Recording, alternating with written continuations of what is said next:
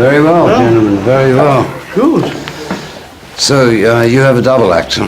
We have. Yeah. Yeah, very nice, I must say, yeah. Thank you for having us. Hey, nice to thank meet you for having me. And I must say, I love your shoes. These do create an impression that I found them last year. I mean, yes, you know. Comfortable. Comfortable. Comfortable, and also they create attraction. Yeah. Yeah.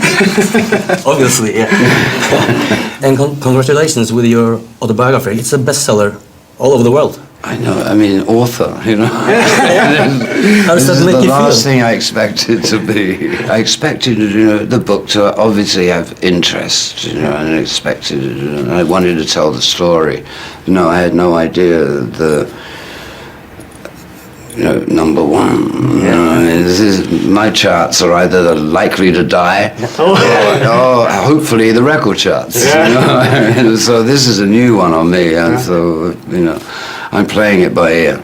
The last time you were in Norway, you stayed for a couple of extra days. Yeah. What did you do? To let my old lady Patricia, who is Norwegian, American Norwegian. I found out there was far more family in Norway than we expected. So we spent time with them and eating reindeer and stuff. But yeah, it was a family affair. You know. But, let's go back to 1962 when you founded the Rolling Stones. It took off very quickly. What can you remember from that first period? It was an extraordinary time, especially in England. And of course, I have to bring up the Beatles. Of course, bless their hearts. You know, I mean, we thought that we were the only band in England doing anything new. And then suddenly comes the Beatles with Love, and they're making records, Love Me Do. And we immediately felt, you know, like relief that there was somebody else sort of on our wavelength, and that it was happening in the north of England as well as in London. And immediately became great friends, you know. I know all of this Stones versus Beatles and everything, but it actually didn't exist between the bands at all. You were good friends. Yeah, very good friends. I mean, after all, John and Paul gave us "I Want to Be Your Man" in 1963. You know, because they was trying to sell their songs, you know, songwriters do, you know. And at the same time, I think we both felt a very strong kinship of what we were doing. In the book, you are very honest about your relationship with Mick Jagger. And you once you said he's your best friend and worst enemy. At times, yes. Yeah. What do you mean by that? Well, I got to say that I must impress upon everybody that these stories basically revert back to the 80s, you know, 30 odd years ago. It wasn't unexpected to me that somewhere down the road, you know, there would be a desire for someone to say, the Rolling Stones, is that all there is? Now, my answer to that was yes. You know, so Mick's answer to it was, I'm going to find out, you know. So, I mean, Mick wanted us, you know, to me, that was a sin. You know? I mean, if there is such a thing, you know. But I mean, it was a loyalty thing, you know. You know, you've got the best band in the world, man. You know, I mean, don't screw around with it. You know? And you also describe it like a marriage, but you can't divorce it because exactly, you have that's the problem. A baby, which you.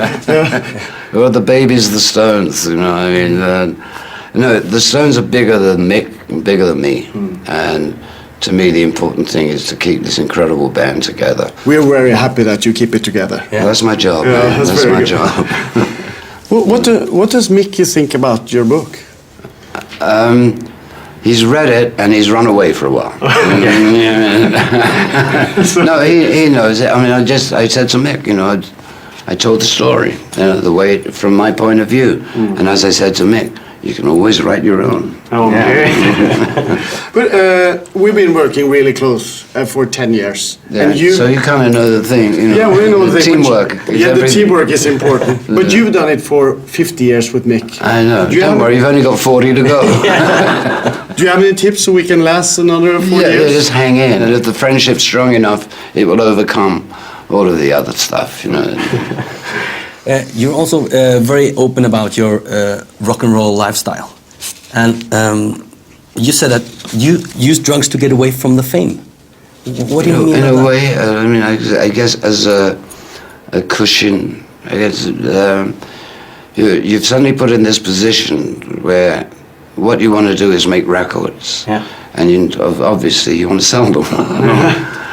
At the same time, you suddenly realize that in order to do that, you have to be famous, and that took a while for me. And everybody had to deal with it in different ways. Unfortunately for Brian, it killed him. The obsession with fame, you know, and it's a very difficult thing to deal with. My answer was to hide a little, and in order to deal with that, you know, it was an experiment that went on far too long. And you mentioned the list earlier. You told us the terrible list where the top 10 of rock and roll stars expected. I'm sure that the person that dreamed up that idea is already dead and buried. I hope so. I hope so. But at the same time, I would laugh at it, the whole idea of it. You know. In fact, got a little disappointed when they started slowly to drop down. You can't kill him.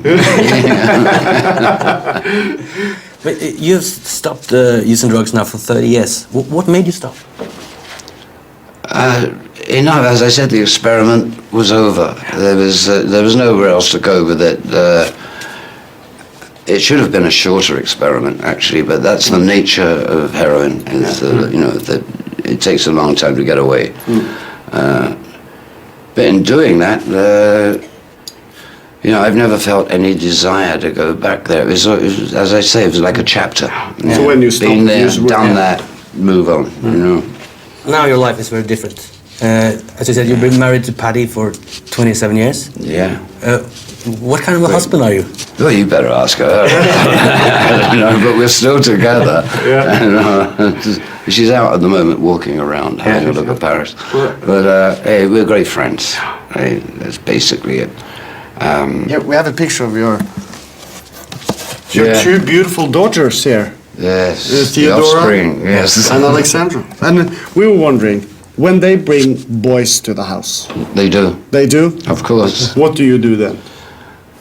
At first, I threatened to cut their cock off, but that was way back, you know, when they were 15 or something. You know. Since then, they have they're being romanced, and they say, "Daddy, I'm in love." I go, "Yeah, for how long, honey?" You know what I mean? So at the moment, it's kind of like that. But they bring back some really interesting guys. Interesting guys or Yeah, interesting. You know, I mean, they come from different areas. Some rock and roll guys? Not necessarily. No. Someone is a carpenter. Okay. But a very good one. But do you test them? Do you ask them questions to just check them out? Well, no, I don't do that. I leave that to Paddy. Yeah. Okay. You know, I mean, I just sound like you know, very benign. You founded Rolling Stones when you were 19 years old, and now, still 50 years later, you sell out the biggest stadiums all over the world. What's the secret? I don't think there is any of these magical secrets. So, you know, if what am I say, love potion number 9? No. I just happen to be working with a bunch of guys that have that affinity for each other, that loyalty to each other, and also know that in some weird chemistry, we have found a perfect way to express ourselves. And, you know, and I'm still pushing them to go further, you know. What are the plans for the Rolling Stones in the future? Whispers, I have nothing, I can neither confirm nor deny. Okay. You know, that famous phrase. But I think we're looking, it seems, I hear whispers around the block, that we next year, it should be... A tour? Maybe? Yes, I think so. So some road work and maybe, and we'll cut some stuff. You know. Record as well. Yeah. I think so. And when I say when, I hope you go on this tour, will you come to Norway? I hope so. If we get on the road, who knows where we go. It's a little early to say where and when, but next year I have a feeling. Your wife will be mad if you don't come to Norway. I know, she's going to drag me there. But I love Norway anyway, so it's not a hard deal. Can I ask you a favor, please? Yeah, sure. I have brought my guitar. Would you mind signing it? Of course not. No problem. Oh, perfect. No. Oh, that's a beauty. Yeah, that Gretsch, yes. Oh. Okay, and I have a... Wow, I have a marker. in such perfect condition. Oh, thank you. Yes, and I've actually played on it a little bit, even if it doesn't look like it. No, just a little, I can tell. Yeah. But there's not a lot of wear on it. No, it's not. This is a moment. This is a moment. Artistico. Thank you very much. That was real nice of you. Pleasure. We hope to see you in Norway. Thank you so much for your time. Hey, thank you. Thank you very much. Thank Great you. meeting you. Thomas and Harold.